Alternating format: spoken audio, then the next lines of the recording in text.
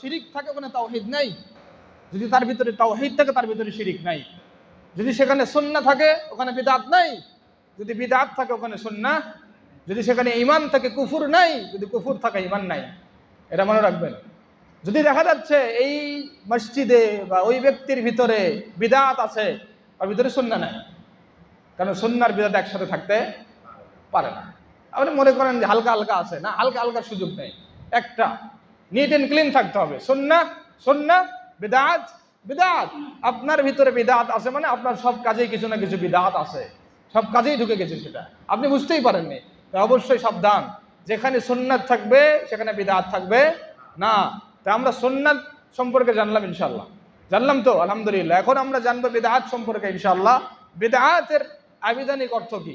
বিদআতের আবিধানিক অর্থ হচ্ছে নতুনত্ব। আবিধানিক অর্থ কি? নতুন।